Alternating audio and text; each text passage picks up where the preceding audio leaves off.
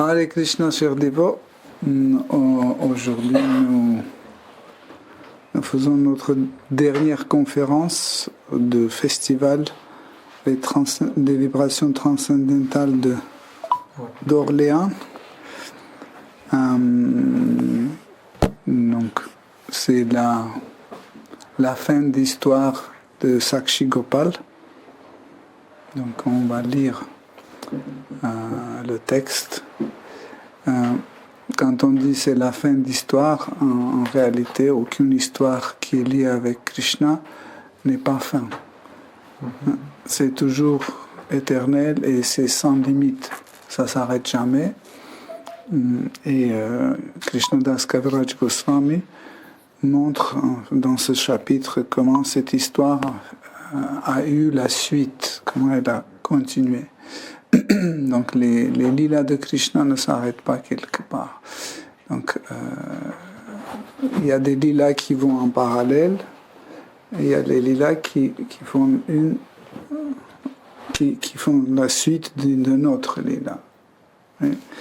Et des fois les dévots ont du mal de voir quel moment commencer, où vraiment l'histoire commence. Par exemple, récemment, quand on fêtait Govardhana Puja,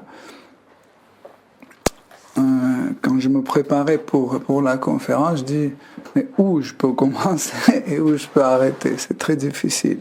Comment définir où l'histoire commence et comment définir où l'histoire s'arrête? Donc, ou autrement dit, en fait, chaque lila, c'est juste un fragment, un petit fragment, un épisode qu'on étudie, parce qu'il n'a ni le début, ni la fin. Donc, Shri Chaitanya Charitamrita Madhya Lila, 5e chapitre, nous lisons à partir de verset 119. Ei mata Vidyanagare Sakshi Gopala Seva Angikara Kari Achena Chirakala. Traduction. Sakshi Gopal resta ainsi à Vidyanagara et accepta pendant longtemps le service qui lui était offert. Par Non, nous tenons reporté. Par sa divine grâce, Bhaktivedanta Swami Srila Prabhupada. La ville de Vidyanagara se trouve dans le Trailanga Desha, en Inde du Sud, au bord de Godavari.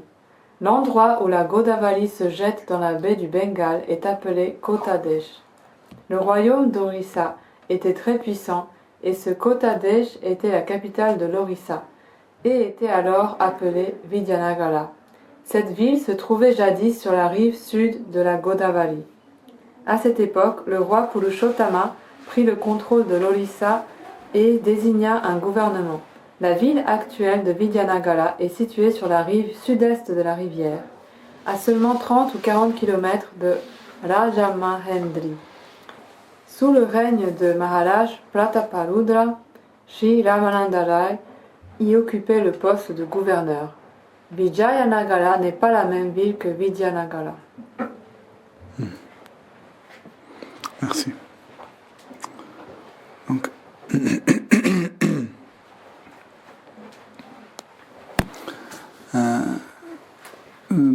hier soir, on a vu ensemble comment le roi de ce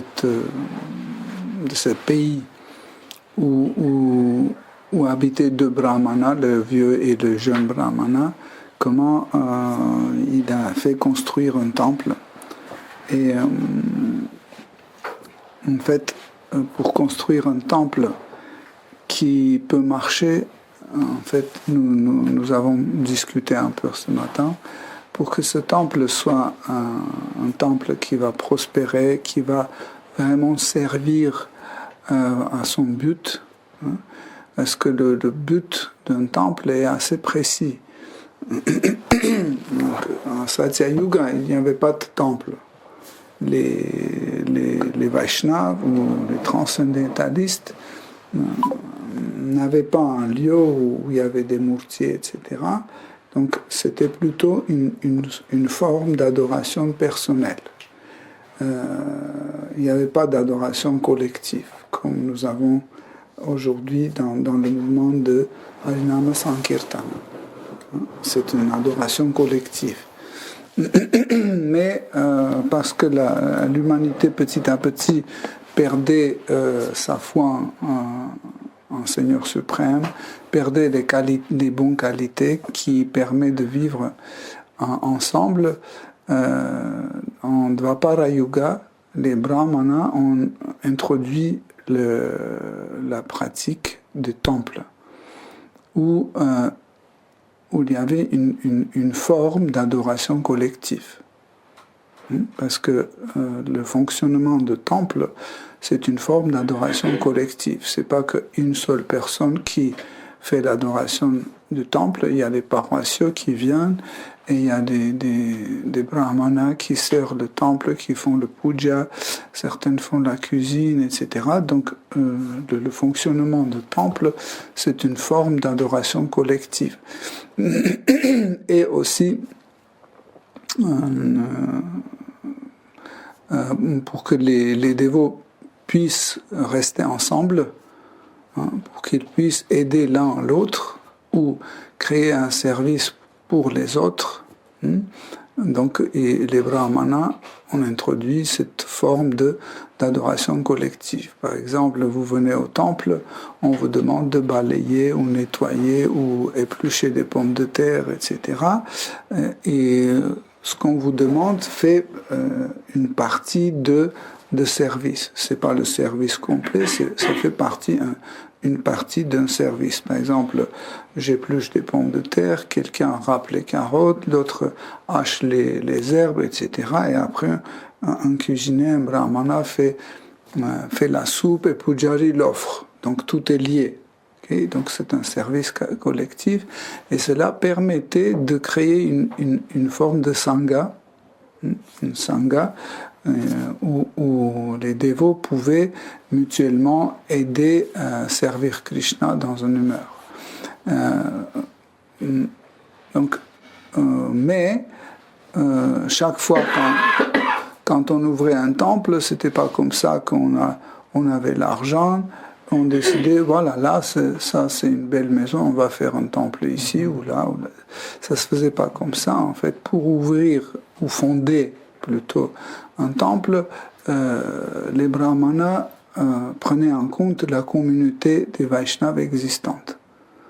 Par exemple, quand vous allez dans un endroit et il n'y a aucun dévot, il n'y a pas de communauté des dévots, et vous construisez un temple là-bas et le temple est prêt, ou vous achetez en fait un bâtiment que vous allez transformer en temple, et après vous commencez à inviter les dévots à venir vivre dans cette communauté.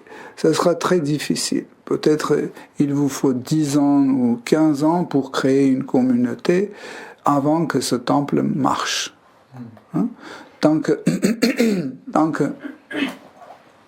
nous n'avons pas une communauté des Vaishnavas qui crée une sangha, un fort sangha, ça veut dire il y a une liaison par l'humeur.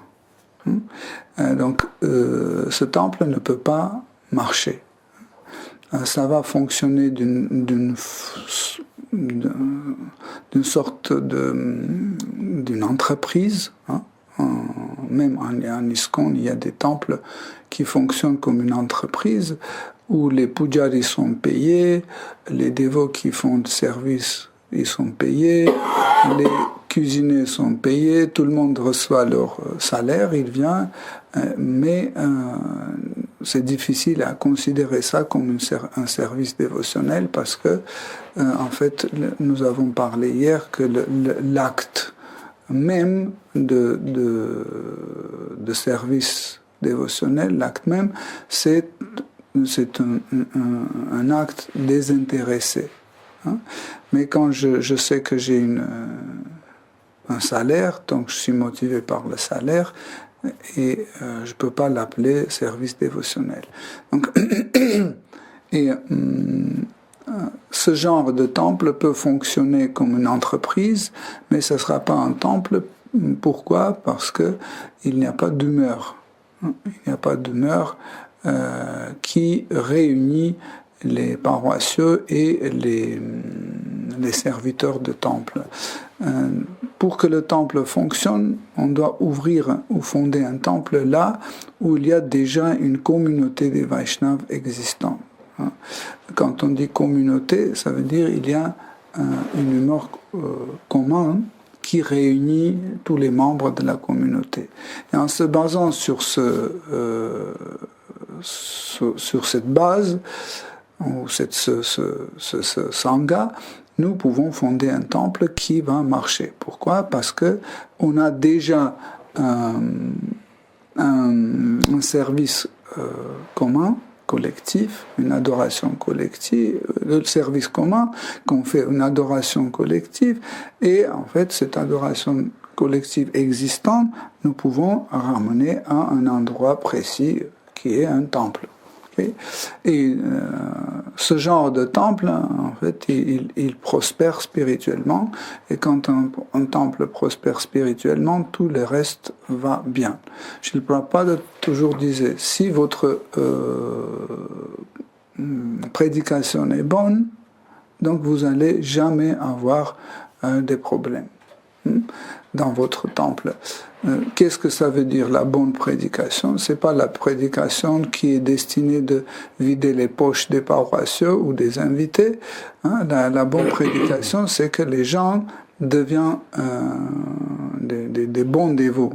Les paroissiens, les serviteurs de temple, les invités, tout le monde devient des bons dévots. Et ces bons dévots, pour lui, l'affaire de Krishna est plus importante que ses propres affaires. Et ils investissent plus dans la vie de temple que dans sa vie personnelle. Vous comprenez la nuance? Donc, et le roi, en fait, il a ouvert ce temple et il avait déjà une base, il y avait déjà une communauté, et comme nous avons découvert dans cette histoire, c'est que les deux brahmanas, le vieux et le jeune, qui sont devenus bien célèbres, ils attiraient déjà les gens qui venaient pour le fameux Gopal, Sakshi Gopal, mais aussi pour voir ces deux brahmanas qui sont liés à cette histoire. Oui. Donc,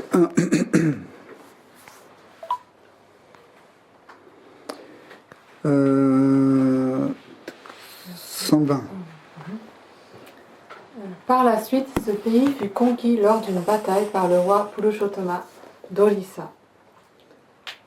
Ce roi remporta la victoire sur le roi de Vidyanagara et prit possession de son trône, le Manikya Simhasana, qui était tout incrusté de joyaux. Ce roi devint connu sous le nom de Purushottama Deva. C'était un grand dévot et il était très élevé dans la culture aryenne.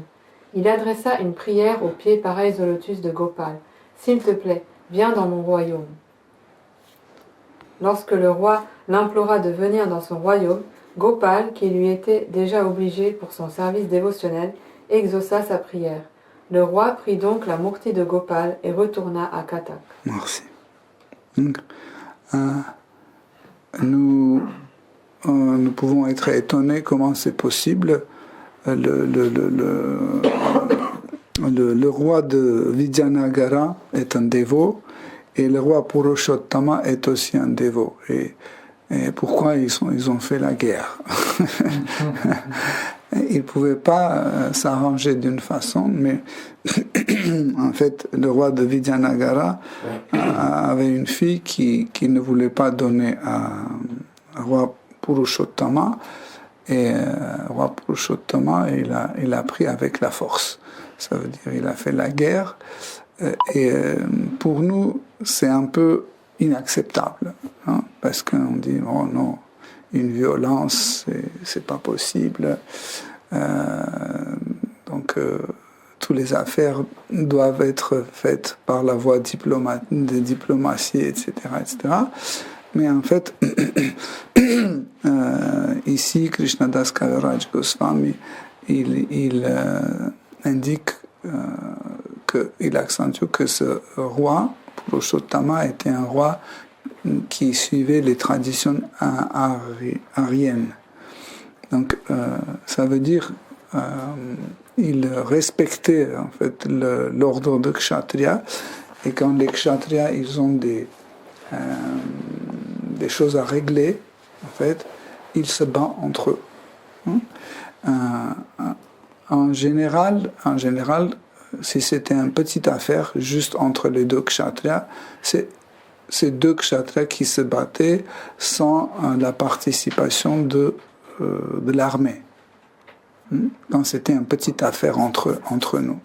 Mais quand c'était quelque chose de beaucoup plus important, comme par exemple un roi voyait que l'autre roi ne respecte pas les règles de Varnashrama Dharma ou ne respecte pas le message de la Bhagavad Gita ou autre, donc il pouvait intervenir avec son armée pour mettre à sa place ce roi.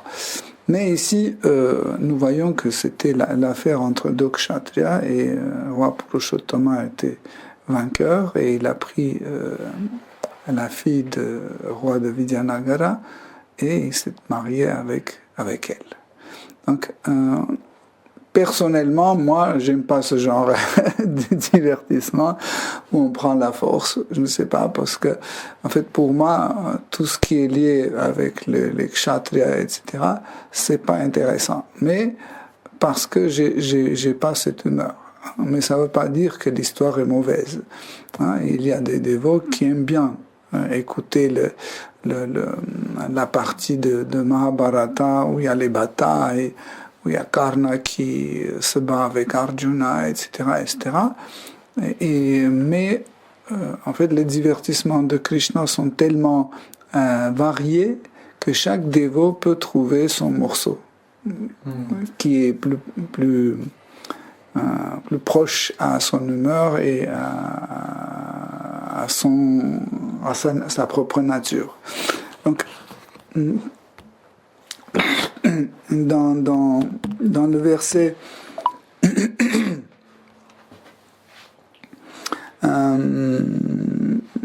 dans le verset 122, on voit que le roi Purushottama, il a invité Gopal à venir dans son pays et rester là-bas. Souvent, on a parlé de relations avec les murtis, et comme nous avons compris qu'au final, toute cette histoire, en fait, a une ligne rouge, c'est les relations entre murtis et son fidèle, son dévot. Et nous voyons qu'il n'a pas dit, moi j'ai vaincu, je prends le murti et je l'amène là où je veux. J'ai vaincu. J'ai gagné. Oui. Je suis vainqueur. J'ai vaincu. Non, mais la guerre, c'est celui qui a gagné, c'est ça? Okay. Et je peux maintenant faire et avec ce temple ce que je veux, et je peux faire ce que je veux avec ce murti. Je l'emporte avec moi. Non, parce que roi Purushottama était un dévot et il a demandé, s'il te plaît, est-ce que tu veux bien venir dans ma vie, dans ma capitale, et y rester. Et en fait, Sakshi Gopal avait ses sentiments envers le roi. Il aimait beaucoup ce roi parce qu'il était un bon dévot qui le servait avec amour et dévotion, et il s'est senti obligé d'y aller. Donc, et il a quitté Vidyanagara et il est parti vivre à Katak. Donc, ce qui est intéressant, c'est que quand on habille notre murti ou quand on nettoie l'autel et on est obligé de déplacer le murti, nous devons vraiment le demander. On dit, s'il te plaît, est-ce que tu veux bien venir par là? Et vous le déplacez. Mais tout d'abord, vous excuse-moi, Gopal, je dois nettoyer là, est-ce que tu peux rester 2 secondes ici? Je vais nettoyer, et maintenant, s'il te plaît, est-ce que tu peux prendre ton asana? Vous voyez, comme ça, nous, même si nous faisons ça d'une façon un peu artificielle. Ce n'est pas artificiel, mais c'est une forme aussi de contrôler nos sens. Peut-être nous n'avons pas encore ces sentiments, mais au moins, en respectant cette tradition, cette attitude, nous, petit à petit, nous apprenons à contrôler nos sens. Car celui qui ne contrôle pas ses sens, sûrement il commence à faire les offenses vers Murti, offenses vers Guru, offenses vers les dévots, etc. Donc, pour cela, Guru ou les dévots aînés ou qualifiés, ils essayent d'expliquer aux dévots qu'il faut contrôler ses sens, parce que nos sens, c'est comme un poudre explosive. Il suffit qu'on est un peu excité et on n'arrive plus à contrôler les sens. On peut même pas remarquer ce que nous sommes en train de faire. Notre comportement devient très, je dirais pas violent, mais très excité, et on peut commencer à faire une pression sur les dévots, surtout sur Guru même sur les dévots aînés, etc. Pourquoi ? Parce qu'on est très attaché, que c'est moi qui dois faire, c'est moi qui dois verser la crème fraîche dans la soupe. Laissez-moi faire, c'est moi. Et vous poussez tout le monde comme ça. Pourquoi ? Parce qu'on est attaché, c'est mon rôle, mon service, c'est moi. Donc, où on arrache la cuillère de quelqu'un. Donc, et en fait, la relation entre Murti et le dévot, même, comme on a dit, même si ça nous semble artificiel, c'est une forme de contrôler nos sens. On apprend à contrôler les sens. Si on arrive sur l'autel, on va y arriver aussi, par la miséricorde de Krishna, on peut arriver aussi à faire ça dans l'association avec les dévots. Et quand un roi conquit un pays, normalement, tout ce qui est dans ce pays, tout ce qui est commun dans ce pays, ça veut dire tout ce qui est à l'État, ça appartient à ce roi. Tout ce qui est privé, il n'a pas le droit de prendre. Vous comprenez ? Donc, et le temple, c'était pas privé. Le temple était de l'État, et il pouvait prendre et le temple, et il avait le droit de prendre et le temple et les murtis et tout ce qu'il y avait dedans. Mais il était un bon dévot. Il a demandé, s'il te plaît, Gopal, est-ce que tu veux bien venir vivre là ? Et Gopal lui a permis de le déplacer. Si Krishna ne veut pas aller vivre ailleurs, vous ne pouvez pas le déplacer. C'est impossible. Même s'il pèse 15 grammes, vous ne pouvez pas le déplacer parce qu'il ne veut pas. Comme dans l'histoire de Ratha Yatra, quand pendant Ratha Yatra, on tirait le char de Jagannath, il roulait. Et tout le monde pensait que c'est eux qui tirent. Et d'un seul coup, sur un endroit tout lisse, tout droit, le char s'arrêtait et ça ne marchait plus. Et tout le monde tirait, on a amené des éléphants pour que ça bouge, et ça ne bougeait pas.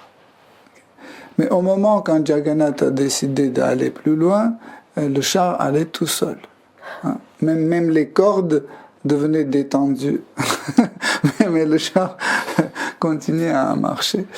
Et Krishnadas Kaviraj Goswami explique, il dit que les gens pensaient que c'est eux qui tirent, mais en réalité, le char était tiré et poussé par la volonté douce du Seigneur suprême.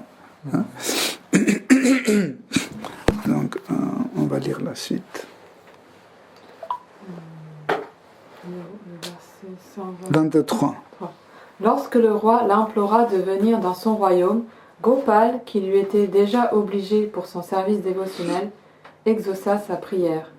Le roi prit donc la Murti de Gopal et retourna à Katak. Après avoir conquis le trône de Manikya, le roi Purushottama l'emporta à Jagannath Puri et le présenta au seigneur Jagannath. Entre-temps, il institua également le culte régulier de la Murti de Gopal à Katak. Lorsque Gopal fut installé à Katak, la reine de Purushottama Deva alla voir la Murti et, avec beaucoup de dévotion, lui offrit toute une variété d'ornements. La reine possédait une perle de très grande valeur, qu'elle portait comme ornement de nez, et elle voulut la donner à Gopal. Elle eut alors cette pensée. Si le nez de la Murti était percé, je pourrais lui donner ma perle. Sur cette pensée, la reine offrit son hommage à Gopal et retourna dans son palais. Cette nuit-là, elle rêva que Gopal lui apparaissait et s'adressait à elle. Dans mon enfance, ma mère m'a percé le nez et s'est donné beaucoup de mal pour y placer une perle. Ce même trou existe toujours et tu peux l'utiliser pour y placer la perle que tu voulais me donner. Après avoir eu ce rêve, la reine alla le raconter au roi, son époux. Tous deux se rendirent alors au temple avec la perle. Voyant le trou sur le nez de la Murti, ils y placèrent la perle et, très heureux, célébrèrent une grande fête. Merci. Donc, on a bien traité hier ce sujet, comment Krishna réciproque à son dévot. Et ici, la relation entre Sakshi Gopal, roi Purushottama et sa femme est extraordinaire aussi.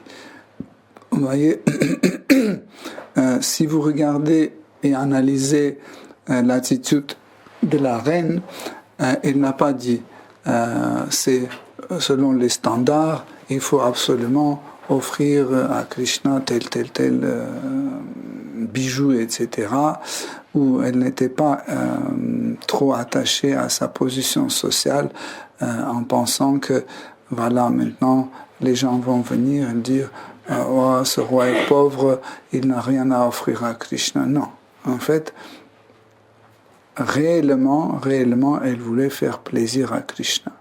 Et elle avait un bijou qu'on met sur le nez, sur la narine, et elle voulait absolument l'offrir, mais elle pensait, et si la narine n'a pas de trou, comment c'est possible? Et vous pouvez comprendre que, en fait, elle est partie dans une méditation, hein, et bon, c'est pas une spéculation, mais c'est une version de comment elle pouvait méditer sur ça. C'est qu'elle a vu que elle pouvait voir dans sa méditation qu'elle amène ce bijou, elle met sur la narine de Gopal, et c'est extraordinaire, et Gopal est très content, elle se sentait aussi très contente parce que Gopal est content, et elle voyait qu'en fait, si Gopal est content, tout le monde va venir et tout le monde sera content, et cette méditation était tellement forte que la nuit, dans son rêve, Krishna est apparu, Sakshi Gopal est apparu, et il a raconté l'histoire de son enfance. Il a dit qu'en fait, quand j'étais petit, Mary Yashoda a fait un petit trou, mais tellement petit qu'avec la force, elle mettait le bijou sur ma narine. Sûrement, Mary Yashoda, quand elle faisait un trou sur la narine, elle avait peur faire mal à son fils, c'est pour ça qu'il a fait vite fait, et le trou était trop petit. Pratiquement tout le monde n'a pas remarqué que Gopal a un trou. En réalité, le corps de Krishna a plein traces de ces divertissements, mais Krishna ne montre pas ces traces à tout le monde. Par exemple, je crois que c'est sur l'épaule gauche, Krishna a une cicatrice qui est restée des dents d'un démon qui l'a mordu, le démon qui a pris la forme d'un cheval. Comment il s'appelait? Hein? Tenuka, c'est l'âne. C'est l'âne, je crois. Bref, en fait, c'est ce démon cheval qui l'a mordu, et donc cette cicatrice est restée sur son épaule. Mais ça ne veut pas dire que dès que vous ouvrez l'épaule de Krishna, vous allez voir. Non, Krishna montre seulement quand il faut. Hein, par exemple, quand il est avec les jeunes gopis pour montrer sa noblesse et sa bravure, il enlève son tchadar et il dit, voyez, ça, c'est le démon qui m'a mordu, mais je l'ai écrasé complètement. Donc, il y a d'autres traces sur le corps, mais comme on a dit, vous ne pouvez pas voir selon vos volontés. Il faut que Krishna veuille nous montrer en fait ces cicatrices. Et là, le petit trou sur le nez aussi n'est pas accessible à tout le monde. Et c'est l'amour de cette femme, la femme de roi Purushottama, cet amour a poussé Krishna à accepter son service, et il a raconté cette histoire que oui, c'est vrai, tu peux m'offrir parce que Mary Yashoda a percé mon nez quand j'étais petit. Donc, mais vous voyez, personne n'a vu, mais Krishna a montré à sa dévote, a montré en fait une partie intime de son corps, la partie qui personne n'a vue. Le perle était tout neuf, j'imagine. C'est pas de son nez qu'il a. Si, c'était sur son nez, non? Parce qu'il avait, ça veut pas dire que c'était sur son nez. En fait, elle avait, ça veut pas dire forcément qu'elle a utilisé. Je pense pas. Parce que, en général, quand on offre quelque chose à Murti, donc, il ne faut pas que cette chose ait été déjà utilisée par quelqu'un. En plus, c'est pas très propre. Mais vas-y, lis. Alors c'est en anglais, mais ça dit la reine avait une perle de valeur qu'elle portait sur le nez. She wore. Donc dans la traduction ici, c'est qui se portait sur le nez. Qui se porte. Qui se porte. Parce que dans la traduction, il y a marqué sur la narine de la. Le mot à mot. On the nostril of the queen. C'est quel verset? Sur la narine, il y avait une perle de grande. C'est quel verset? Oui, c'est écrit 126, et c'est écrit qu'elle portait comme ornement de nez. Non, mais regarde le mot pour mot, le premier mot pour mot, il est marqué. Oui, c'est la Tanhara Nasate dans son nez, ou sur son nez. Mais si on regarde le mot à mot, c'est pas clair si elle portait ou pas. Si, c'est par exemple dans la version russe, c'est Tanhara Nasate. Dans le russe ou anglais, c'est mal traduit. Oui, non, mais toujours en sanskrit pour être sûr. Et dans la version française, le mot à mot, ouais. Sur une narine de la reine. Sur une narine, il y avait. Ouais. Après, expliquer que... Il y a une nuance, maintenant je vais vous expliquer, en fait, il y a une nuance, c'est que en général, nous n'avons pas le droit d'offrir quelque chose que nous avons déjà utilisé, que quelqu'un a déjà utilisé. Mais, tout dépend de la personne qui offre. Comme par exemple, nous ne pouvons pas offrir à Krishna une pomme qu'on a déjà entamée. Voyez? Mais vous connaissez l'histoire dans Ramayana, la vieille femme qui ne voyait pas bien, qui offrait les fruits à Seigneur Ramachandra, et pour être sûr que ce fruit est mûr, parce qu'elle ne voyait pas, elle les goûtait, elle disait non, ça c'est pas bon, ça c'est acide, ça c'est bon, tiens, mange. Et Krishna, Seigneur Ramachandra, a accepté, même c'était mangé. Donc, nous devons comprendre que ici il s'agit d'une situation, donc on peut même voir les deux. On peut dire que ça c'était un bijou qui se porte sur le nez, on peut accepter une traduction comme ça, mais aussi on peut accepter une autre traduction que elle portait sur son nez. Et les deux versions sont possibles. Pourquoi? Comme on a dit, c'est que ça dépend qui offre. Et dans des situations comme ça, le Murti elle veut bien accepter quelque chose que son dévot a déjà entamé ou utilisé. Des fois, Murti aussi dit j'ai froid, est-ce que tu peux mettre ton tchadar sur mes épaules? Et le dévot enlève son tchadar et il met sur les épaules de Krishna. Donc, mais il y a des règles. Il y a des standards à respecter. Et dans les temples, en général, on respecte les standards.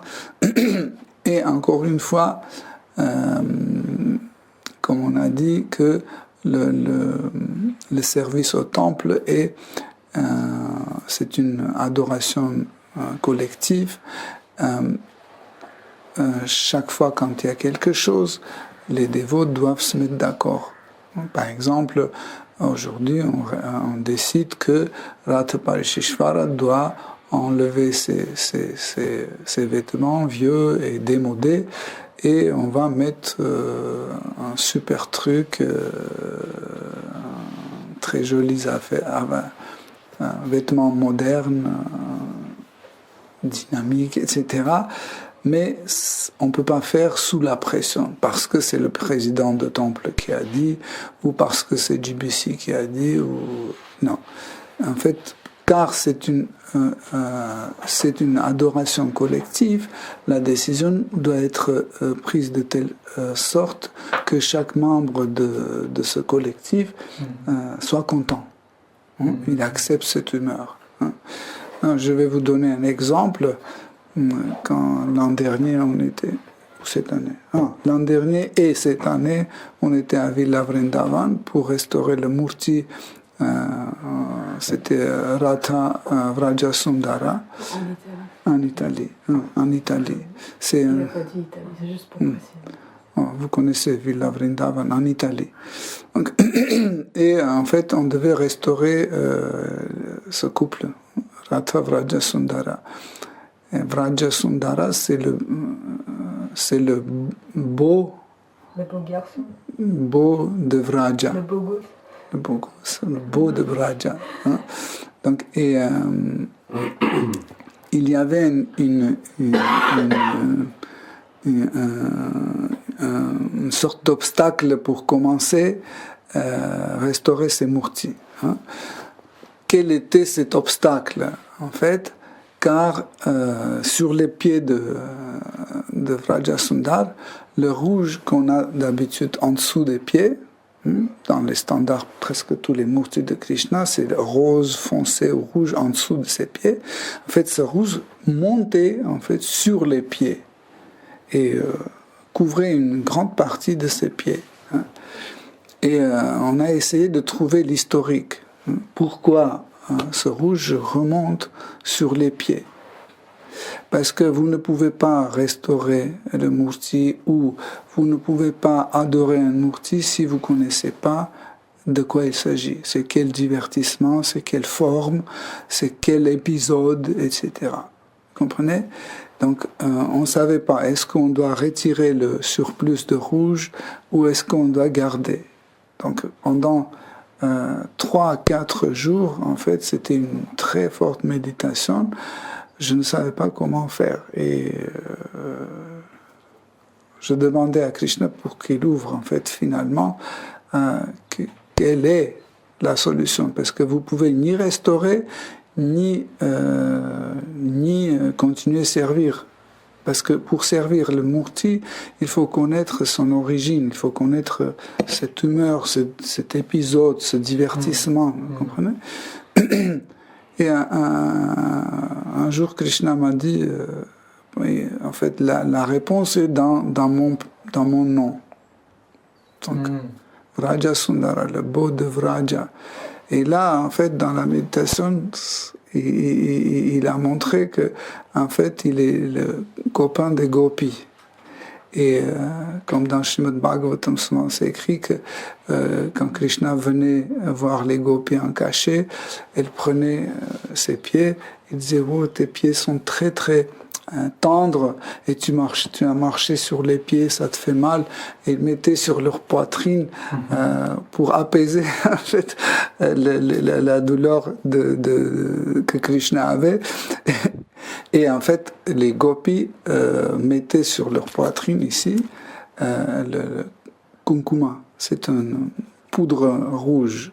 En fait, ça s'appelle aussi une poudre de fidélité, on peut dire comme ça, parce que quand une jeune fille met le kunkuma sur sa poitrine, elle montre que personne ne l'a touchée. Elle est chaste. Okay? Donc si vous touchez, tout de suite, il y a les traces des doigts. Et quand elle prenait, elle mettait sur leur poitrine, en fait, les pieds de Krishna étaient pleins de kunkuma rouge. Ouais. Donc, en fait, le lendemain matin, le conseil de temple, c'est des dévots vraiment extraordinaires, très et dévoués, et ils aiment bien Krishna. J'ai commencé à exprimer en fait cette méditation et cette humeur que Krishna m'avait offert.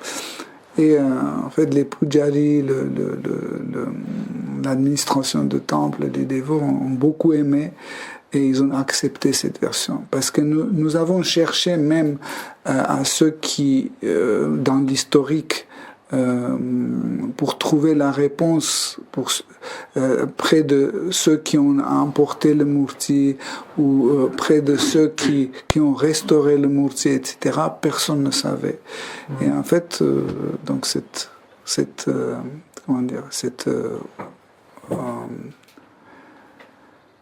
découverte en fait était acceptée par les dévots parce que l'humeur était vraiment leur humeur dans laquelle ils voulaient servir Krishna, voyez.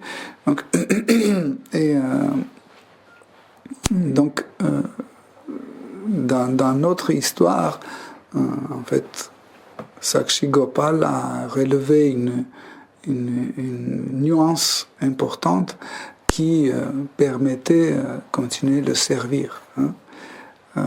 Donc c'est toujours dans la relation entre Krishna qui apparaît comme Murti et son dévot. Ce qui est intéressant, l'histoire que je vous ai racontée, que j'ai eue comme expérience, je me souviens quand on était en train de restaurer, dès le début, en fait, quand on a commencé l'observation de Murti pour relever les endroits à restaurer, etc., dès le début, j'étais fixé mon mental sur ses pieds, parce que les pieds me posaient des problèmes. Du matin au soir, je pensais à comment on va faire les pieds, est-ce qu'on va enlever ou est-ce qu'on va garder, comment on va restaurer, et après quand on a enlevé pour refaire, quand c'était enlevé, je pensais tout le temps mon mental était fixé sur ses pieds. Jusqu'au jour où on a fini, j'ai continué toujours méditer sur ses pieds, et un jour je me suis dit, mais tu n'as jamais médité sur les pieds de Krishna. Comment c'est possible? Ça fait déjà 3 semaines que tu ne médites que sur ses pieds. Et en fait, c'était pas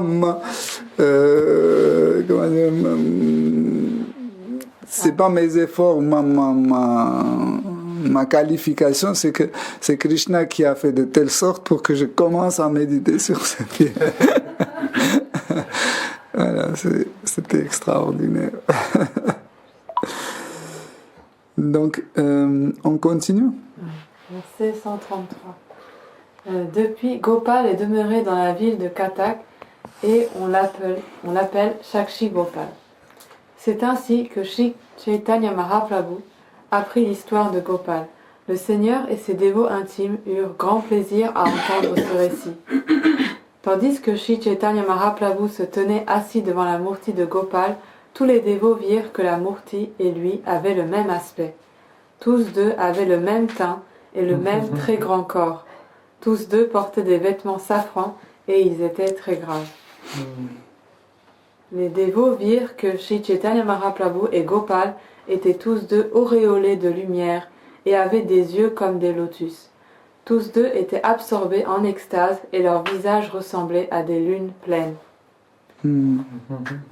Voyant sous cet aspect la Murti de Gopal et Sri Chaitanya Mahaprabhu, Nityananda Prabhu se mit à échanger des remarques avec les dévots qui avaient tous le sourire. Merci. Donc,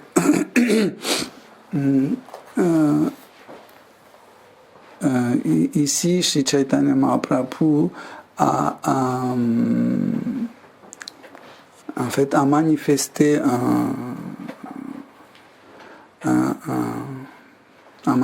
un sattvika bhava.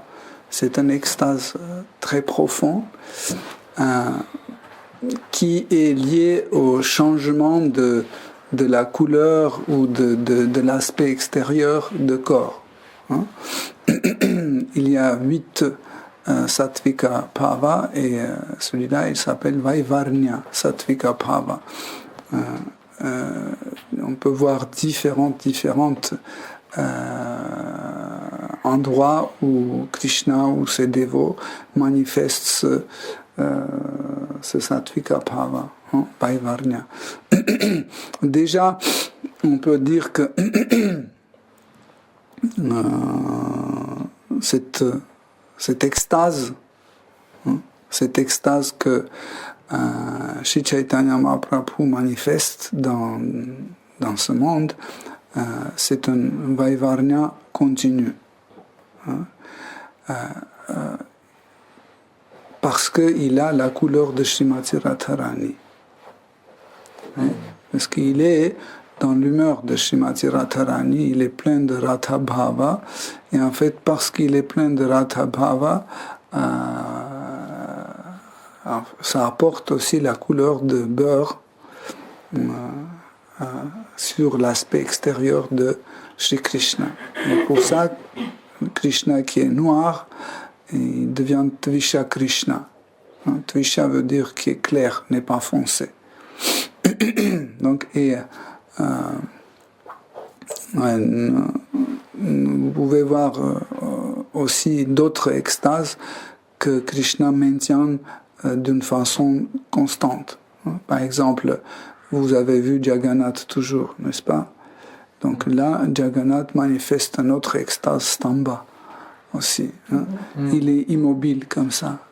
Chaque fois quand vous venez, il est toujours immobile comme ça, il ne bouge pas. C'est une autre stamba, c'est un autre sattvika bhava. Mais ici, en fait, Krishna est rentré dans l'humeur de Gopal et il a commencé à manifester une apparence qui ressemblait à Gopal. Il est devenu pile poil comme Gopal. Cette extase, Vaivarnya, vous pouvez trouver partout dans les écrits sacrés. Par exemple, Uddhava. Vous connaissez Uddhava, c'est l'ami proche et le serviteur de Shri Krishna. Lui, il est toujours dans un extase Vaivarnya constant, et sa couleur de peau est tout le temps comme la couleur de Shri Krishna. Et lui-même, il ressemble beaucoup à Krishna. Il maintient tout le temps cette ressemblance. Et à tel point que si on nous montre la photo entre guillemets de Uddhava, nous allons penser que c'est Krishna. Mais les experts comme les Vrajabasi, ils vont dire non. Parce qu'ils n'ont pas cette émotion quand ils voient Krishna. Quand ils voient Krishna, c'est autre émotion. Quand ils voient Uddhava, c'est une autre émotion. Et Mère Yashoda, par exemple, originellement, elle est de couleur dorée. Sa peau est de couleur dorée. Mais des fois, elle rentre dans Krishna Bhava. Elle commence à réfléchir comme Krishna, sentir comme Krishna, vivre comme Krishna, et sa couleur change dans cette extase, sa couleur change et elle prend la couleur de Krishna, de son fils. Elle devient aussi foncée que son fils. Mais ce n'est pas sa couleur, entre guillemets, naturelle, c'est la couleur pendant l'extase. Comme le murti de Rouen, temple du Rouen. Dans le temple Rouen, et Mary Yashoda est représentée dans l'état d'extase Vaivarnya. Voilà, donc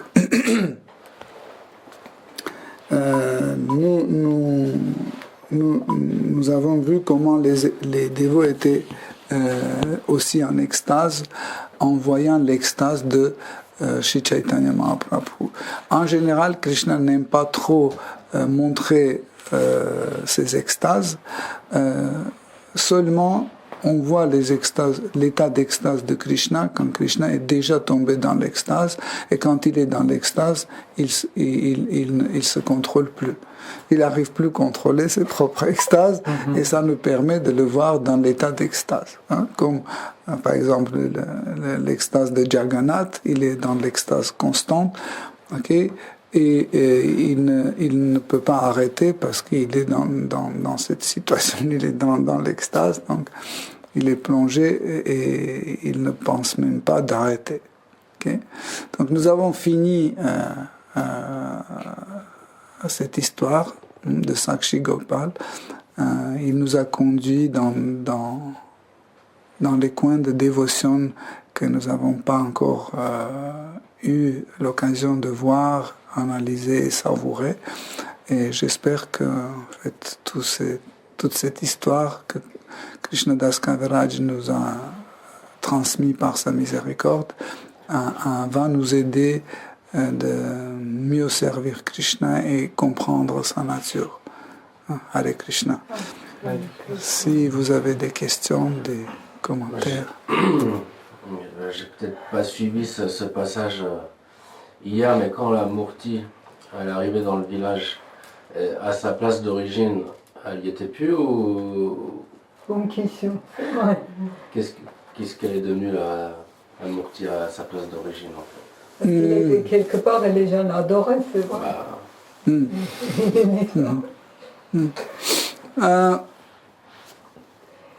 Nous avons beaucoup de cas comme ça quand les murtis sont déplacés pour telle ou telle raison.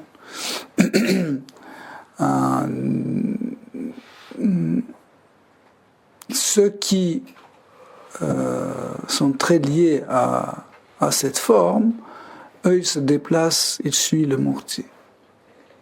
Ils suivent le murti, par exemple.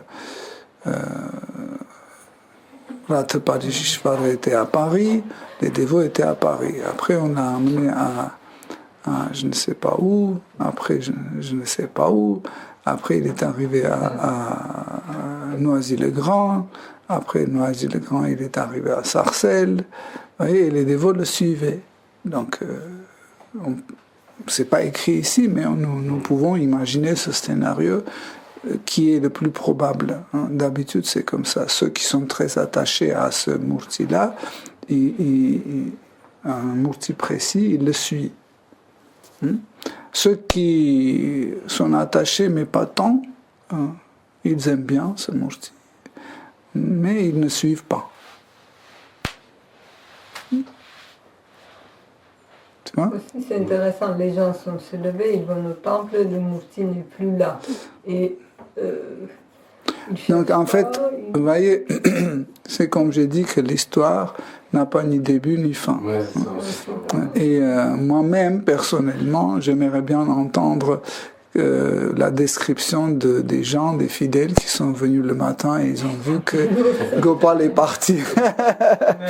Vous voyez, moi-même j'aimerais bien entendre ça, mais Krishnadas Kaviraj n'a pas. C'est pas la Murti qui s'est dédoublée ou est-ce que c'est un peu... Non. Sinon, ce serait écrit. Ça ne veut pas dire que c'est pas possible. C'est possible, mais là, c'est vrai qu'il s'est déplacé dans sa forme de murti, pas dans sa forme non-murti.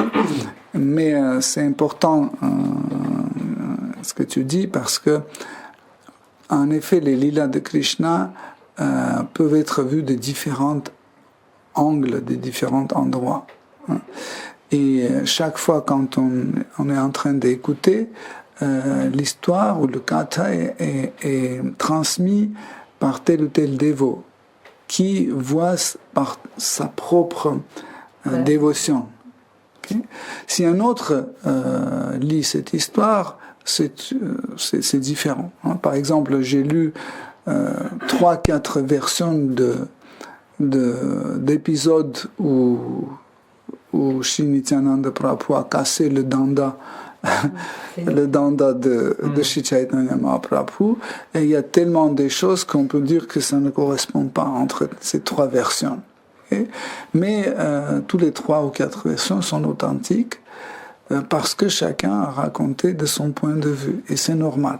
Et on doit accepter toutes ces versions. Si c'est pas une version spéculative, on doit accepter tous les autres. Hein. Imagine par exemple l'histoire de Govardhan. Nous connaissons cette histoire comme c'est décrit dans Srimad Bhagavatam. Oui? Alors moi-même, je connaissais au départ cette histoire à travers Srimad Bhagavatam.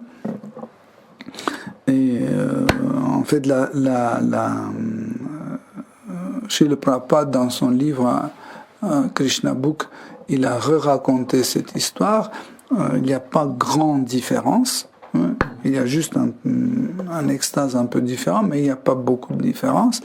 Mais après, quand on lit comment Jiva Goswami décrit, par exemple, la même histoire, hein, ou une autre histoire, par exemple, l'histoire de démon Putana qui voulait empoisonner Krishna, etc. Moi, je connaissais que la version de Srimad Bhagavatam. Et après, dans Gopal Champu, quand j'ai lu la même histoire, le même épisode, mais raconté par Jiva Goswami, c'est différent. Mais on doit accepter les deux. Différence, c'est pas vraiment contradictoire, mais c'est que l'un complète l'autre. Okay? Et sûrement, là, ce que nous connaissons dans l'histoire de Sakshi Gopal, on s'est vu de côté de ce jeune brahmana. En fait, ceux qui, peut-être, en fait, c'est mon analyse, c'est que apparemment, nous avons connu cette histoire de la bouche de ce jeune brahmana. En fait, toute l'histoire était racontée d'abord de la bouche de ce brahmana et au troisième personne racontée et re-racontée. Hein, parce que il est parti, hein, en fait, Gopal est parti avec le jeune brahmana, et qu'est-ce qui s'est passé? On ne sait pas. Parce que c'est le brahmana qui il ne pouvait pas être là et là en même temps, donc il est parti, il a remporté l'histoire avec lui. Mais en fait, si un jour on veut vraiment le savoir, Krishna va nous montrer qu'est-ce qui s'est passé quand les dévots tôt le matin ou quand Pujari tôt le matin arrive, et il va Murti est parti. L'hôtel est vide.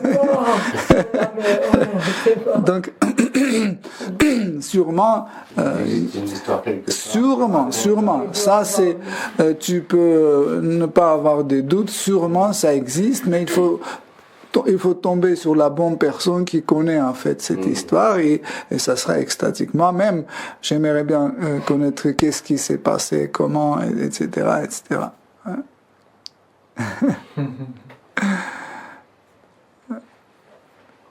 Hare Krishna, si vous avez des questions.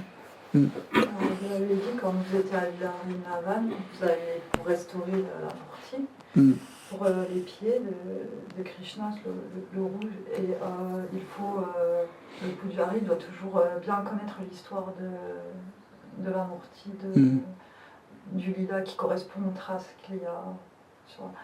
Mais là-bas en Italie, jusqu'à ce que vous alliez pour restaurer, ils les servaient, la mortier, sans savoir pour les Oui, ce qu'ils disaient, qu'ils ne connaissent pas l'histoire, mais ils servaient comme ça. Ils servaient comme ça quand même. Ouais, c'est ça.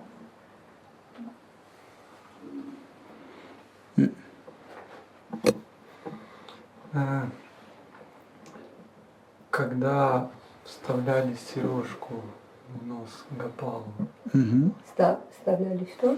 Вставляли. Сережку. сережку, Quand on mettait le perle sur le nez de Gopal, как это правильно понять, так как Мурти было, ну, как-то из камня, comment on peut comprendre correctement? Murti était fait de marbre, de pierre. Pierre. De pierre. да, а Кришна, получается, сделал так, что оно было, ну, как не проявляло функции камня. Et comment Krishna a fait que ce Murti n'a pas manifesté les fonctions de la pierre?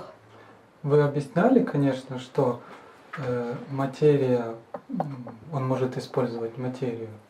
Vous avez déjà expliqué que Krishna peut utiliser la matière, c'est ça? Может Да, да. позже. Но в то же время вы сказали в этой истории, что он может показывать. Et vous avez dit aussi qu'il peut juste montrer. Ну, да, понятно, что имеется в виду.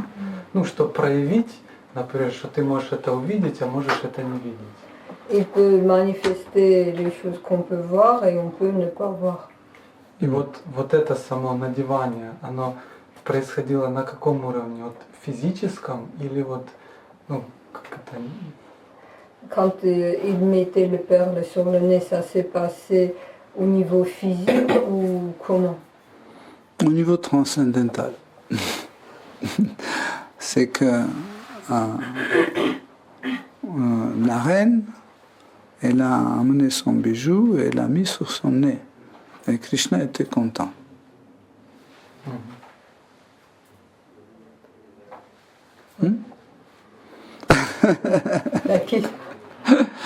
Et il était content, Krishna était content. Donc, la plateforme transcendantale, elle est différente de toute autre plateforme. Et elle a mis et Krishna était content. Donc, c'est pas comme ça qu'on a dit hier, c'est pas comme ça que ouais, là il n'est pas le vrai parce qu'il est en pierre, et là il est vrai parce qu'il n'est pas en pierre. Tu comprends? C'est pas comme это не так, что если из камня, это не настоящий Кришна, а если там не из камня, то настоящий. C'est pas comme ça. Hein? Krishna est Krishna. Soit il est en pierre, soit il est en bronze, soit il est en peinture. C'est Krishna. Уточнение тогда. Вот у нас Красиво. в храме очень часто бывало, что преданные тоже приносили какие-то украшения. Dans le temple en Ukraine, souvent les dévots ramenaient les bijoux pour les murtis. Или какое-то особенно сделали там на как-то на тюрбане. Où ils faisaient d'une manière extraordinaire les turbans.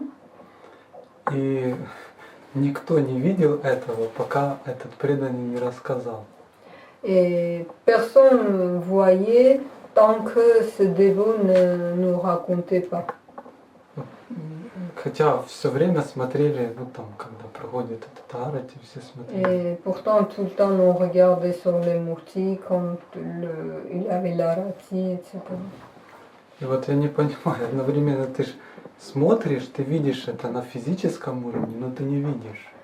Et je comprends pas, quand on regarde, on voit au niveau de physiquement on voit, mais on comprend pas. En fait, regarder et voir, c'est deux choses différentes. Смотреть и видеть, это разные вещи. Nous pouvons regarder, mais pas voir. Parce que regarder, c'est la fonction de notre œil physique.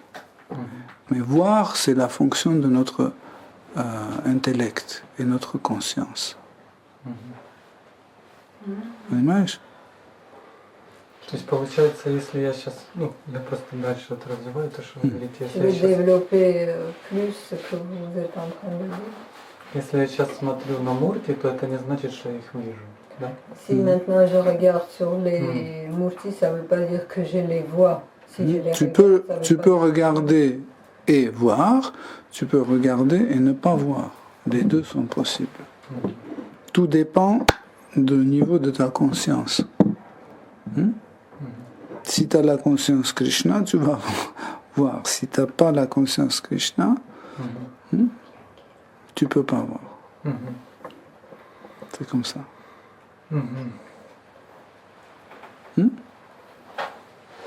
Помедитирую. Je vais méditer.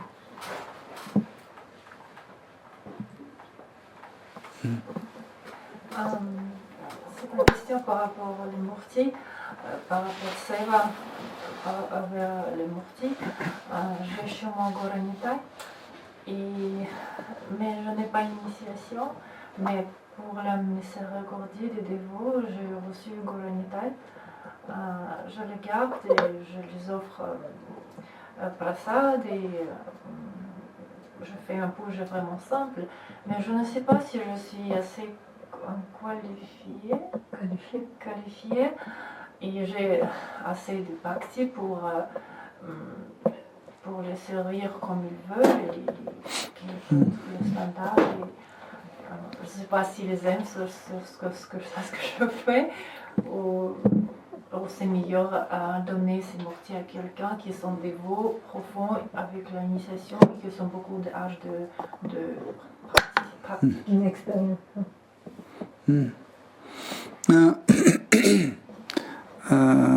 Nous réussissons notre vie spirituelle quand on est guidé par un dévot qualifié, par un gourou, par un dévot qualifié. Et ce genre de choses, on doit voir avec un dévot qualifié qui nous connaît. Par exemple, nous ne pouvons pas tout de suite donner un conseil, dire continue ou arrête, etc. Parce que nous ne connaissons pas ni ton sadhana, nous ne connaissons pas aussi le niveau de ta compréhension de Siddhanta. Donc on ne sait pas pour te dire oui, tu continues ou tu arrêtes. Ça, il faut que tu vas avec un dévot qui est un guide pour toi, un gourou, qui va te dire, bon, tu peux continuer, ou tu dois arrêter, ou tu dois changer, ou tu dois faire autrement, etc. Nous, on ne te connaît pas pour te vraiment pouvoir dire. Hein? Tu peux aussi détailler, est-ce que c'est obligatoire d'être initié? Parce que la question, Non, dans le sens, non, je disais, je sais non. pas, est-ce que c'est que ça ou... Non, mais peut-être peut-être son gourou trouve que pour elle, c'est important de passer le rituel d'initiation. Peut-être. Ou peut-être il doit dire non, c'est pas la peine d'être initié, tu peux commencer. Nous ne pouvons pas conseiller à quelqu'un qu'on ne connaît pas.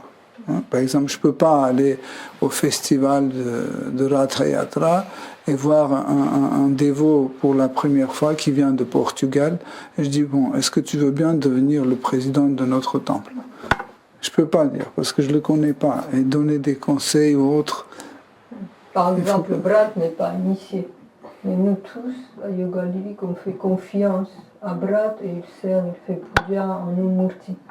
Mais c'est pas pour moi la question de l'initiation, c'est maturité.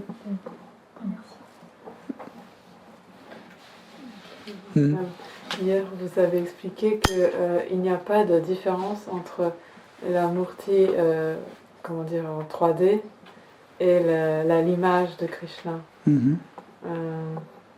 Mais quand même... On est attaché à 3D. On va dire, oh, ben moi j'ai juste une image chez moi, donc... Et tous les autres ont une 3D. Moi. Non, c'est pas ça. On prend plus au sérieux la mortier en 3D, ou je vois dans les temples, par exemple, il y a certains standards. Et les dévots apprentis, c'est plus, d'abord ils commencent par l'image, donc finalement il y a quand même, on va dire, une différence. C'est une illusion. C'est une illusion parce que les grands dévots aussi, il y avait des grands dévots qui faisaient une adoration à une image à 2D, 2 dimensions, plat. Par exemple, Srimati Radharani. Srimati Radharani a un portrait de Krishna peint par Vishaka. Est-ce que c'est qualifié ou pas qualifié? Advaita Acharya aussi. Donc c'est juste, c'est parce que notre niveau de dévotion est tellement bas qu'on pense que ce qui est plus proche à la réalité, c'est le 3D. Non, le murti peut aussi être un manasa murti qui peut rester dans notre tête. C'est combien de dimensions qui est dans notre mental? Quand Narada Muni a vu Krishna dans sa méditation, c'était 2D ou 3D ou 4D? Donc l'image de Krishna, c'est l'image. Et nous pouvons adorer 2D, 3D, 4D. Donc c'est juste, c'est le manque de qualification que nous pensons que si c'est 3D, c'est plus proche. C'est proche à notre corps, comme on voit 3D, c'est ça, notre habitude de voir. En général, pourquoi les dévots pratiquent l'adoration pour 3D, je te dirais, tu vas tout de suite comprendre. Pourquoi on préfère ça? Parce que c'est plus facile à servir. Par exemple, sur 2D, tu ne peux pas mettre une guirlande. C'est compliqué. Ou tu peux pas mettre l'habit, tu vois, c'est difficile. Pas laver, etc. Pour cela, pour mieux servir, donc Krishna apparaît en 3D pour faciliter la tâche de... Sinon, tu peux croire, il n'y a aucune différence. Même quand Krishna, nous pouvons aussi servir Krishna quand il apparaît dans son nom. Tu peux par exemple avoir juste Krishna sur ton autel et servir sans problème. C'est 200% authentique. Tu peux lui offrir la nourriture, tu peux lui offrir des bijoux, tout ce que tu veux, des guirlandes, c'est 100% authentique.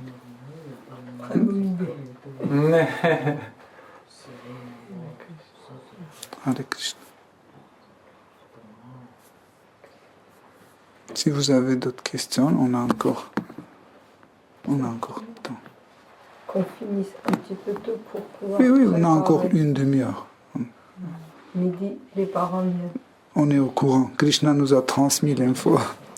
Est-ce que vous avez beaucoup partagé votre expérience, on va dire, personnelle par rapport au Murti? Et je me demandais juste si... au fil des années, comment, en fait, qu'est-ce qui a écrit les choses dans votre pratique qui ont fait que ça a renforcé cette foi et que voilà, la Murti n'est pas différente de Krishna et comment, en fait, un peu votre relation s'est développée. Vous avez déjà beaucoup évoqué, mais si vous voulez, pas par rapport à l'évolution, peut-être. C'est Satana. C'est Satana. En fait, Satana est très puissant. Quand on essaie de maintenir notre Satana correctement, c'est vrai que le Satana a beaucoup de règles. Donc nous essayons de maintenir dans notre Satana, maintenir les choses les plus essentielles. Parce que dans Satana, il y a tellement de choses que vous ne pouvez pas suivre.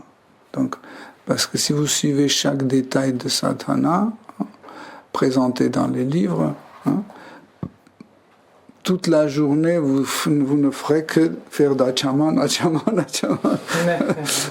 Ce sera impossible. Mais les grands acharyas, ils nous ont proposé les 9 points essentiels de notre sadhana. C'est Shravanam, Kirtanam, Vishnu Smaranam, Sakyam, Dasyam, etc. Vous connaissez ces 9. Ça, c'est des piliers de notre sadhana. On doit appliquer ces 9 règles de sadhana bhakti. Sachez qu'en fait, quand on parle de ces 9, il s'agit de sadhana bhakti. Ça veut dire que c'est praticable. Tout ce qui est praticable sans avoir la foi, c'est sadhana bhakti. Mais parmi les 9, il y a aussi être ami avec Krishna. Oui. Ça, c'est praticable. Oui, bien sûr. En fait, Rasa. oui, c'est pas Sakya Rasa, parce que là-bas aussi il y a Dasana, Dasya. Dasya, il ne s'agit pas d'être dans Dasya Rasa. Dasya, c'est servir Krishna. S'engager comme un serviteur. Tu peux le faire. C'est praticable. Donc tu t'engages comme qui veut nettoyer la cuisine. Moi, je m'engage, tu vois. Donc je m'engage comme serviteur. Okay? Et Sakya, c'est être un bienveillant envers Krishna. Ça veut dire toujours le vouloir du bien. Okay? C'est aussi praticable. Parce que tout ce qui rentre dans Sadhana Bhakti et dans les règles de Sadhana Bhakti, c'est praticable. Tandis que tout ce qui est dans le domaine de Bhava Bhakti, vous ne pouvez pas pratiquer. Hein? Par exemple, pleurer, vous ne pouvez pas pratiquer. Ashru, Sattvika Bhava, vous ne pouvez pas pratiquer. Hein? 3 minutes par jour. C'est impossible. Mais juste en fait, parce que parmi les 9, il y a servir le Seigneur, servir, comme on va dire dans plus Dasya. Oui, Dasya. Mais et là, le 8e, c'est servir comme un ami. Oui.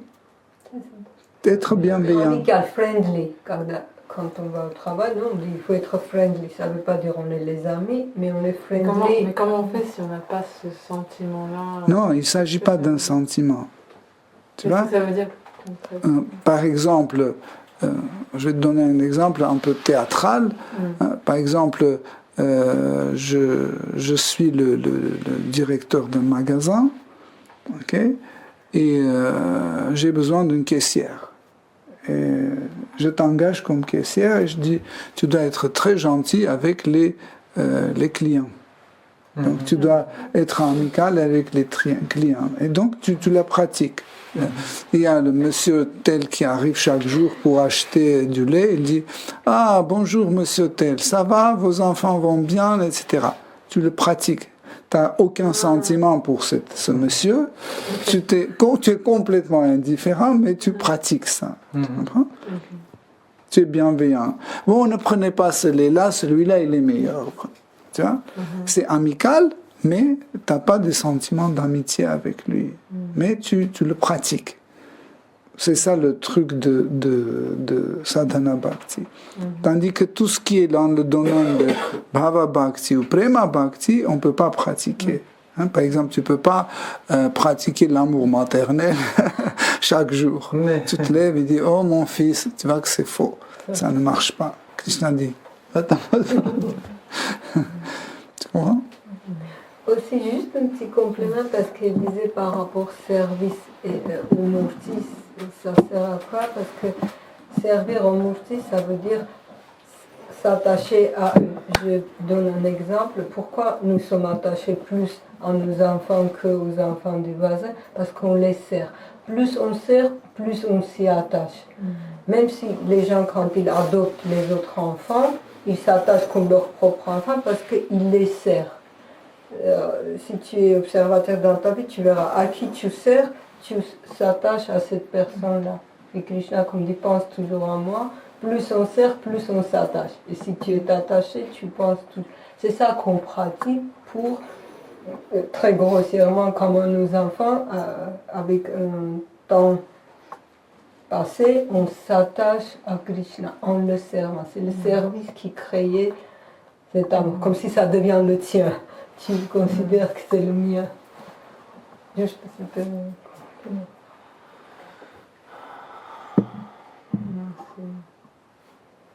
S'il n'y a pas d'autres questions. Oui, vas-y. En fait, au tout début du séminaire, on a parlé des promesses. Mhm. Et vous avez dit qu'il ne faut jamais promettre des choses Qu'on va pas faire. Qu'on va pas pouvoir faire. Et de mon expérience personnelle, il y a certaines choses dans la pratique dévotionnelle que je lutte contre depuis des années et je n'arrive toujours pas à dépasser. Et j'ai entendu aussi que parfois, par exemple, les vœux qu'on donne auprès de Krishna, auprès de notre spirituel, ça nous aide, ça nous donne une certaine force de pouvoir surpasser certaines choses. Et aussi par mon expérience, j'ai vu que parfois même ça ne marche pas. Tu dis, ok, pendant par exemple le mois de Kartik, je vais essayer de faire ça et ça. Ou juste ça, par exemple. Et tu as cet espoir que le fait que tu as promis va Krishna, par sa miséricorde, en voyant ta détermination, il va te donner la force de le suivre. Et je vois que ça ne marche pas. Et du coup, oui, ça amène à cette mentalité que je ne m'engage pas dans les choses que je suis sûre de ne pas pouvoir assurer, mais en même temps, est-ce que ça n'amène pas à la stagnation où tu te dis, ok, bon, je suis comme ça, je ne peux pas. Donc, pour l'instant, mon approche, c'est juste, je fais mon mieux pour pouvoir faire des choses. Mais quelle doit être l'approche si en même temps tu vois que tu ne réussis pas? En fait, c'est une pensée d'un sadhaka standard, classique. Un sadhaka standard classique qui est très sincère dans ses relations avec Krishna. Sûrement, ce sadhaka, il a ce genre de pensée. Mais la première chose qu'il doit savoir, que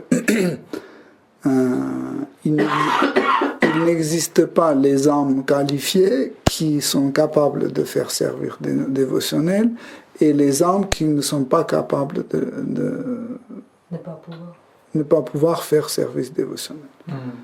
Originellement, l'âme est qualifiée à faire bhakti. N'existe pas, il n'y a pas une catégorie spéciale. Voilà, tu es de telle catégorie que bhakti est impossible, et là c'est une autre catégorie où bhakti est possible. Tout le monde peut faire. La question est là, c'est que on peut dire historiquement,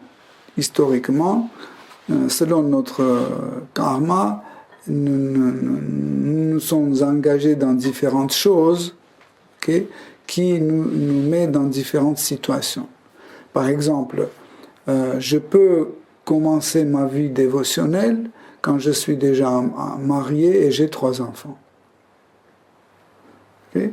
Là, en fait, ma pratique va être différente que pour celui qui a 18 ans, il n'est pas encore marié, il n'est pas encore engagé, il n'a pas fait une histoire dans laquelle il est trempé avec ses 4 pieds. Oui. Donc lui, il peut avoir l'accès pour plus d'éléments de sadhana. Okay? Et ce qui concerne les vœux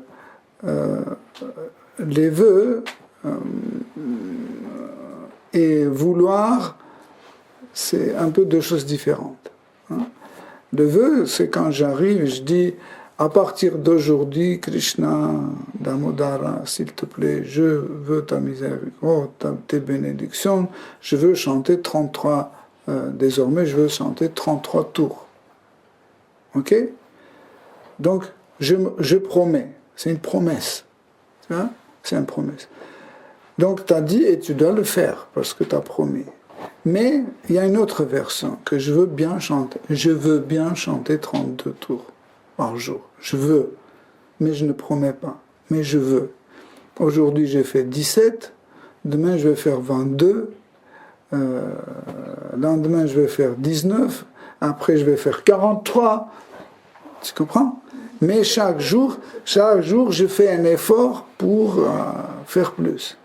Ce n'est pas considéré comme une promesse, mais c'est tes efforts personnels parce que tu désires le faire. Personnellement, pour moi, c'est meilleur la deuxième version que la première. Parce que nous pouvons dans le rajas balancer des promesses tant qu'on veut. Je me souviens, l'an dernier, les dévots m'ont posé des questions. C'était vraiment la même période de l'année où il y avait le Kartik. Et ils ont donné tellement de promesses. Quand ils m'ont raconté, j'ai dit, même 50%, vous n'arriverez pas à faire. Pourquoi vous avez fait ces promesses? On était à Vrindavan et on nous a dit qu'il faut faire des promesses, donc on a fait. Sous la pression, on a fait des... Non, il ne faut pas. Juste, il faut vraiment maintenir ce qui est déjà là. Et si vous voulez, en fait, si vous avez un désir de faire plus ou faire mieux, pas de problème. C'est quoi qui vous empêche? Est-ce qu'absolument il faut faire des promesses pour le faire? Pour mieux servir les dévots, on n'a pas besoin de faire des promesses. Il faut juste mieux servir, c'est tout. Tu vois? Parce qu'en fait, je vois des fois, on crée des traditions, des choses, etc. Mais c'est à la portée des gens d'une façon personnelle. Hein. Par exemple, mardi, c'est Ekadashi. Hein. Il y en a un qui va jeûner sec toute la journée, l'autre va boire de l'eau, troisième va manger que des fruits, quatrième fruits et légumes et produits laitiers, l'autre et les pommes de terre, et les noix, et les gâteaux au sarrasin.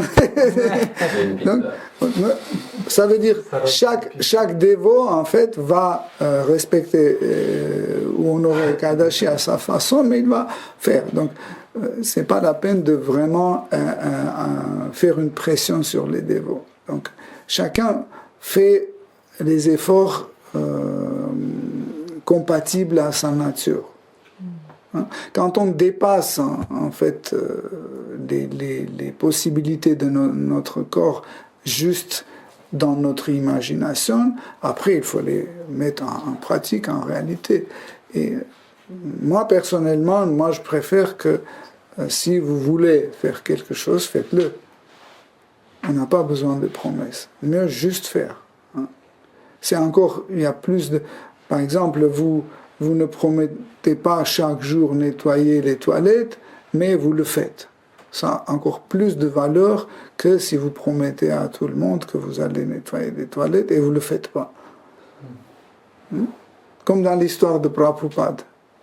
Quand il y avait un groupe de dévots indiens qui sont venus voir Prabhupada et ils ont dit nous voudrions construire un temple dans tel endroit. Et Srila Prabhupada a dit c'est très bien.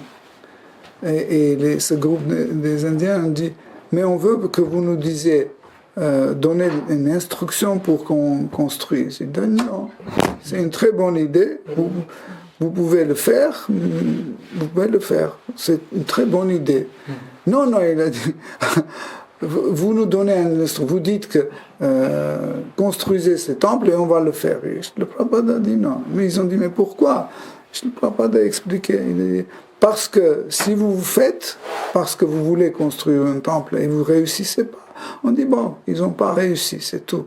Ils ont mal calculé leur force, etc. Ils n'ont pas réussi.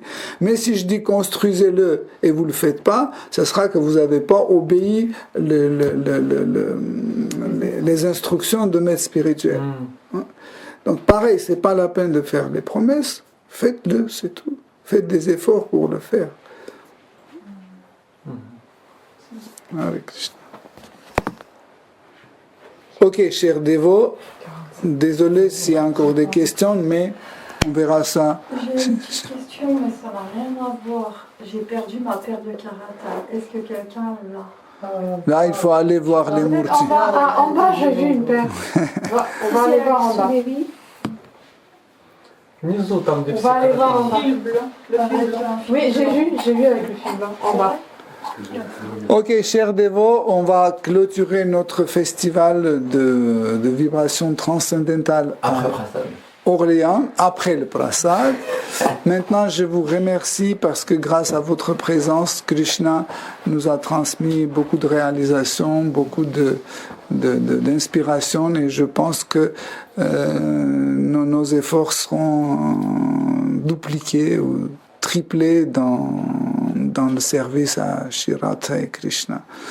Hare Krishna, Shri Chaitanya Charitamrita ki jai, Shri Krishna Das Kaviraj ki jai, Shri Prabhupada ki jai, les vibrations transcendantales orléanaises ki jai. Akshayananda Prabhu ki jai. Gloire de vos assemblées.